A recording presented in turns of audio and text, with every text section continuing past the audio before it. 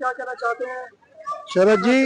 शरद जी कथा चल रही है और इतनी सुंदर कथा है कि आप देख सकते हो कि लोगों का जो हुजूम यहाँ पे आया हुआ है महाराज जी की कथा सुनने के लिए। और पहली बार ये नॉर्थ इंडिया में जगन्नाथ जी की कथा हो रही है, जैसा महाराज जी ने मुझे भी बताया था।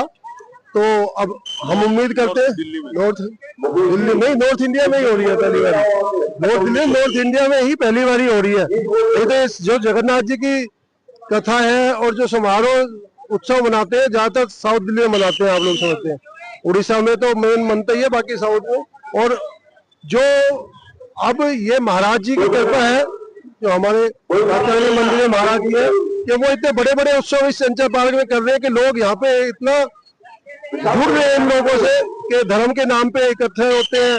लोगों को यहाँ भंडारा चलता है, प्रसाद बढ़ता है, सुबह से शाम तक प्रसाद बढ़ता है। आप ये देखोगे सुबह खिचड़ी का, दिन में कोई कुछ भी मिठाई, कुछ भी, शाम को छोले चावल, रायो चावल खाने के सामान, तो भंडारा पूरा चलता है जो सभी के प्रसाद रूप में सब ग्रहण करते हैं। और भगवान जगन्नाथ जी के उड़ीसा दर्शन नहीं कर पाए, लगता है कि आज बिल्कुल ठीक कह रहे हो आप कि बहुत लोग हैं। मैं भी अगर पर्सनली कहूँ तो अभी तक दर्शन नहीं कर पाया उड़ीसा जाके, लेकिन यहाँ जाके एक बारी एक रूप में यहाँ पे दर्शन हो रहे हैं। तो ये महाराज जी का आशीर्वाद है, बाकी जगन्नाथ भगवान का आशीर्वाद है कि यहाँ पे भी लोग दर्शन कर पा रहे हैं और अपनी श्रद्धा अर्पित कर पा रहे हैं। उनकी सब क्या कहना चाहते हैं? सबसे पहले मैं त्रिदंडी स्वामी महाराज जी के चरणों में कोटि कोटि नमन करते हुए जय जगन्नाथ जी, जय जगन्नाथ जी। ऐसा लगता है कि सागर चंचल पारक नागर राया जगन्नाथ धाम बन गया है।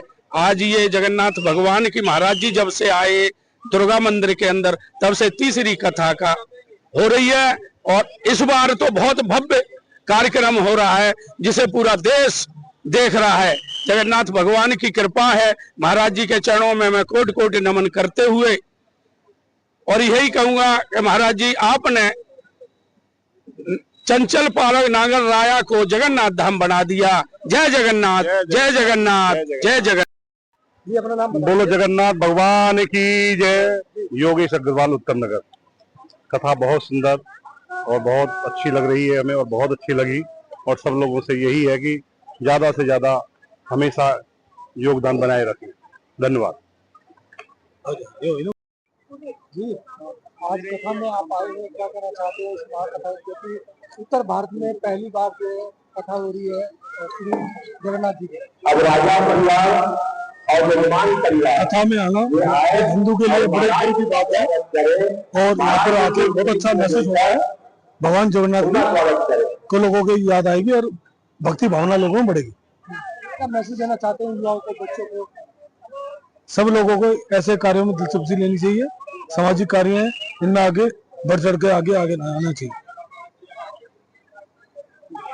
ठीक है, पर आ जाए, लेकिन अक्षरधाम स्वामीनारायण मंदिर की कुछ ऐसी परंपरा है कि उनके संत मंच पर नहीं आकर, और दूसरा कि परंपरा के अनुसार कि किसी महिला का या किसी व्यक्ति का उनका स्पर्श न हो, इसलिए वो श्री महाराज जी के निवेदन पर आए हैं और पीछे और बैठे हुए हैं। मैं श्री दुर्गा मंदिर ट्रस्ट और श्री जगन्नाथपुरी धाम फाउंडेशन जनकपुरी की तरफ से प्रमुख स्वामी जी का हार्दिक अभिनंदन स्वागत करता हूँ।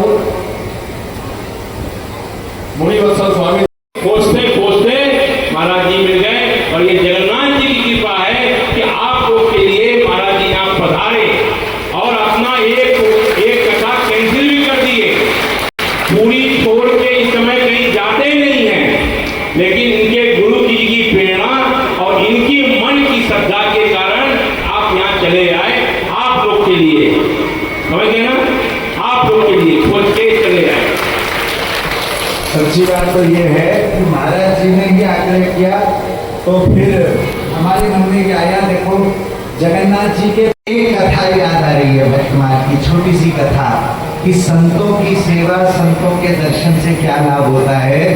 वर्तमान में एक कथा है पटना वाले सेठ जी की कथा, तो हृदय स्पर्शी कथा है।